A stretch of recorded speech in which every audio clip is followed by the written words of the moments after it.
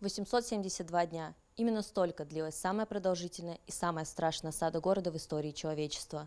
В этом году отмечается ровно 81 год со дня полного освобождения Ленинграда. В обороне города-героя принимали участие сыны и дочери Ингушетии, которые проявили небывалый героизм. Многие ингуши слышали об Асият Тутаевой, ушедшей на фронт с самых первых дней войны, или о Руслане Гудантове, танкисте, геройски погибшем под Ленинградом. Экскурсовод музея Дали Плиева напоминает, что героев среди ингушей на самом деле куда больше, и важно помнить подвиги предков. Ярким примером самопожертвования является чехкиев Хасан Магомедович, который был окружен 12 фашистами, предлагавшими ингушскому военному сдаться в плен, но тот выбрал героическую смерть. Это был 43-й год в Ленинградском фронте. Командир разведки чехкиев Хасан Магомедович со своими товарищами выполнял очередное боевое задание командования. Они были окружены, и в этот момент при перестрелке погибли все товарищи Хасана. Он остался один, окруженный немцами. 12 человек вокруг него были.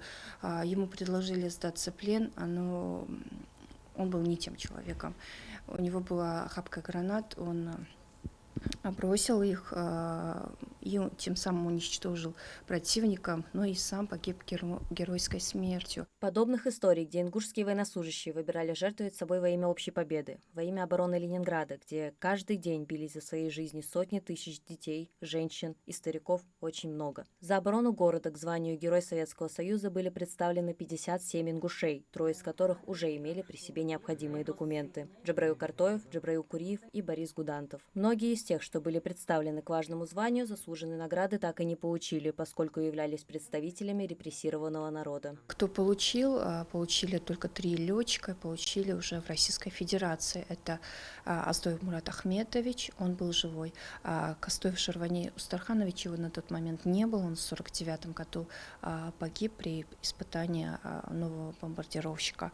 Ну и Ахмед Татарханович Мальсагов, он погиб в 1942 году. Эти люди, которые храбро и мужественно сражались, а многие из них и после испытали многие трудности в самой депортации, да, куда их отправили.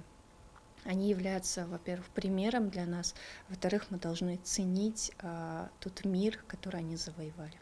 Оборона Ленинграда – это не только героические истории, но и порой удачное стечение обстоятельств. К примеру, Ильяс Сатоевич Дидигов чудом выжил, будучи раненым и находясь в окружении фашистов. Когда началась война, военнослужащий служил в Выборге, откуда и ушел воевать. Его 245-й стрелковый полк попал в плотное кольцо немецкой армии. По 7-8 человек бойцы пробирались через болото к своим, то и дело вступая в бой с немцами. 20 августа полк все же вырвался из окружения, хотя и не досчитался половины своего состава. Дидигов постоянно находился на передовой, но в одной из контратак был тяжело ранен в ногу, остался лежать на поле боя. Вероятно, фашисты посчитали его убитым, и только поэтому он избежал плен. Выжил. Ополчане его спасли, они его нашли в лесу без сознания и практически еле живого. Ему предложили ампутировать ногу, но он отказался от этого и в 5 месяцев еще провел в Бийске, в Алтае, а затем вернулся как инвалид войны.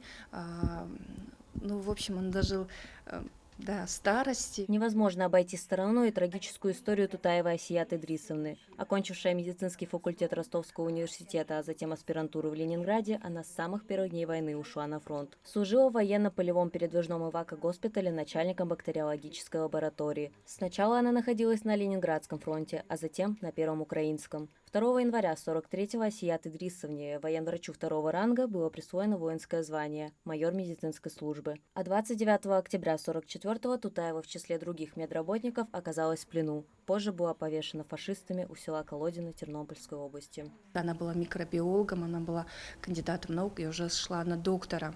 И когда она работала в Первом Ленинградском институте, и когда началась война, она была начальником полевого госпиталя. До 44-го она была на Ленинграде, затем их перевели в Украину, где все поехали на поезде, она поехала на машине, чтобы сопровождать лабораторное оборудование. Сказать, сколько всего ингушей защищали Ленинград, сложно. Кто-то отправлялся на фронт из других регионов, кому-то предлагали сменить фамилию, чтобы избежать депортации. В музее имени Тугана Мальсагова представлено 158 человек, оборонявших город-герой. Всего на фронт призвали более 21 тысячи ингушей, 6 тысяч из которых числятся без вести пропавшими. Если мы посмотрим музей обороны, когда отправлялись на фронт, многим было 18-20 лет, и не все имели образование, и поэтому были ошибки в именах, фамилиях. Или же, допустим, тот же Албаков, его фамилию как-то по-другому называли в том же Кёнигсберге. То есть фамилии коверкали, имена коверкали, поэтому узнать точно не знаю. И еще один такой момент. Мы знаем, когда 18-20 лет, не все женаты. То есть как бы прямых наследников не было, а была депортация, было не до этого. И поэтому, когда уже позже начали искать их информацию, немногое нашли. В этом году вся страна также отмечает 80-летие победы в Великой Отечественной войне. В Ингушетии к важной дате пройдет более 150 мероприятий, а также будет подготовлена для проведения торжеств Аллея Победы в Магасе. Мария Макиева, Сулейман Костоев, Магас 24.